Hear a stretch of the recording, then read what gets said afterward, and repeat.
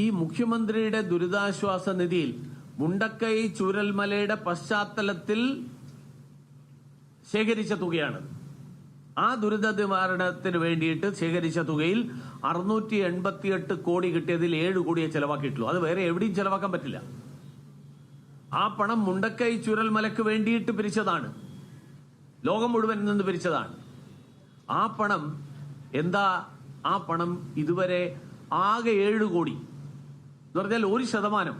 658 കോടിയിൽ 1% തുകയാണ് ഇപ്പോ സംസ്ഥാന സർക്കാർ ചെലവാക്കിയിട്ടുള്ളത്.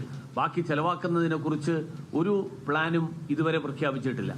മാത്രമല്ല, മുഖ്യമന്ത്രി ഇന്നലെ പറഞ്ഞതിന്റെ ഏറ്റവും പ്രധാനപ്പെട്ട ഒരു ഘടകം കേരളത്തോട് രാഷ്ട്രീയ വിവേചനം കാണിക്കുന്നു. ഞാൻ ചോദിക്കട്ടെ, കേരളത്തോട് രാഷ്ട്രീയ വിവേചനമാണ് കാണിക്കുന്നതെങ്കിൽ, രാഷ്ട്രീയം വിവേചനം കാണിക്കുന്നുണ്ടെങ്കിൽ കേന്ദ്ര സർക്കാർ BJP ആയതുകൊണ്ടാണല്ലോ. കേന്ദ്ര സർക്കാർ BJP ഭരിക്കുന്ന കേന്ദ്ര സർക്കാർ രാഷ്ട്രീയ വിവേചനമാണ് കാണിക്കുന്നതെങ്കിൽ BJP ഭരിക്കുന്ന 6 സർക്കാരുകൾ അല്ലെങ്കിൽ ദേശീയ ജനാധിപത്യ സഖ്യം ഭരിക്കുന്ന സർക്കാരുകൾ മധ്യപ്രദേശ് 20 കോടി കൊടുത്തു, ഛത്തീസ്ഗഡ് 15 കോടി കൊടുത്തു, മഹാരാഷ്ട്ര 10 കോടി കൊടുത്തു, ഉത്തർപ്രദേശ് 10 കോടി കൊടുത്തു, ആന്ധ്ര 10 കോടി കൊടുത്തു, ഒറീസ 5 കോടി കൊടുത്തു.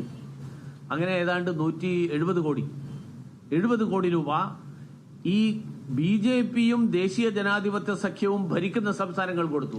രാഷ്ട്രീയ വിവേചനാണെങ്കിൽ ഈ സംസ്ഥാനങ്ങൾക്ക് കൊടുക്കേണ്ട ഒരു ബാധ്യതയില്ലായിരുന്നു.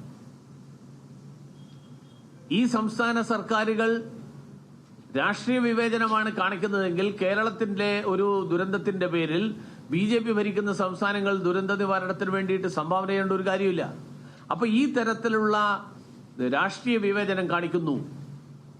കോടതി പോകുന്ന സന്ദർഭങ്ങളിലൊക്കെ ആ രാഷ്ട്രീയ വിവേചനം എന്നുള്ള ആരോപണത്തിന്റെ പൊള്ളത്തരം ജനങ്ങൾക്ക് ബോധ്യമായിട്ടുണ്ട്. മുൻപ് സുപ്രീം കോടതി വരെ പോയിട്ട് അവസാനം അത് ബോധ്യമായതാണ്. മാത്രമല്ല, ഇന്നലെ ചില TV അവതാരകരടക്കം ചോദിക്കുന്നത് ഞാൻ കേട്ടു. അതായത് ഇതൊക്കെ സ്ഥിരമായിട്ട് കിട്ടുന്ന കുറെ കാര്യങ്ങൾ കിട്ടുന്നു എന്നല്ലാതെ മുണ്ടക്കൈ ചൂരൽമലയുടെ പശ്ചാത്തലത്തിൽ സാധാരണ കേന്ദ്രം എന്തു കൊടുത്തു? ഞാൻ ചോദിക്കട്ടെ, SDRFൽ കൊടുക്കേണ്ടതല്ലാതെ എന്തു കൊടുത്തു എന്നുള്ള ചോദ്യം ഈ BJPയോടുള്ള വിരോധം കാണിക്കുന്ന കുറെ ചാനൽ അവതാരകരുണ്ട്. അത് കാണിച്ചോളൂ, വിരോധമില്ല. പക്ഷെ വസ്തുതകൾ വളച്ചൊടിക്കരുത്. കാരണം അവരുടെ അറിവിന് വേണ്ടിയിട്ട് ഞാൻ പറയാൻ ആഗ്രഹിക്കുകയാണ്. SDRF വിഹിതത്തിന്റെ ഗഡുക്കളായിട്ടുള്ള 145.6 കോടി രൂപ ജൂലൈ 31 ഒക്ടോബർ 1 നൽകി. ഈ ഒക്ടോബറിൽ നൽകിയത് മാത്രം എടുത്തു കഴിഞ്ഞാൽ അത് കൊടുക്കേണ്ടത് ഡിസംബറിലാണ്. ആ ഡിസംബറിൽ കൊടുത്തത് ഒക്ടോബറിൽ നൽകാനുള്ള കാരണം അത് ഈ ദുരന്തത്തിന്റെ പശ്ചാത്തലത്തിലാണ്.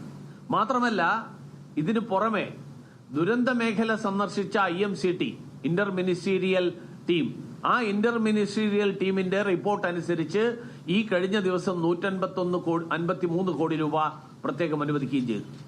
ഇനി 9ാമത്തെ പോയിന്റ് ഞാൻ ചോദിക്കട്ടെ, കേരളം ആദ്യം കൊടുത്ത മെമ്മോറാണ്ടം ഓഗസ്റ്റ് 17 കൊടുത്ത മെമ്മോറാണ്ടത്തിൽ 1202 കോടി രൂപ ധനസഹായം ആവശ്യപ്പെട്ടിട്ടുള്ള മെമ്മോറാണ്ടമാണ്. 2.5 കോടി രൂപ ശവസംസ്കാരത്തിന് ചെലവിട്ടു. പിന്നീട് അതൊരു വിവേദം, നിങ്ങളെല്ലാവരും കൂടി, മാധ്യമപ്രവർത്തകരെല്ലാവരും കൂടി അതിന്റെ പൊള്ളത്തരവും അതിന്റെ കള്ളത്തരവും ഒക്കെ പുറത്തു കൊണ്ടുവരാൻ ശ്രമിച്ചപ്പോൾ പറഞ്ഞു, അല്ല അത് ഞങ്ങൾ അനുമാനമാണ് പറഞ്ഞത് എന്നാണ്. അങ്ങനെ ഒരു സംഭവിച്ചാൽ ഇങ്ങനെയൊക്കെ ചെലവ് വരും. ആക്ച്വൽസ് എന്നെഴുതി തയ്യാറാക്കിയ കണക്കാണ്. എന്ന് പറഞ്ഞാൽ ചെലവായ തുക. ആക്ച്വൽസ് എന്ന് പറഞ്ഞാൽ എന്റെ അർത്ഥം അതല്ലേ, ഇത്രയും അതിനു വേണ്ടി ചെലവായി. ഇങ്ങനെയൊരു കണക്ക് കൊടുത്തു കഴിഞ്ഞാൽ ആ കണക്ക്. വയനാട് ദുരിതാശ്വാസ വിവാദവുമായി ബന്ധപ്പെട്ട് പ്രതികരിക്കുകയായിരുന്നു വി. മുരളീധരൻ.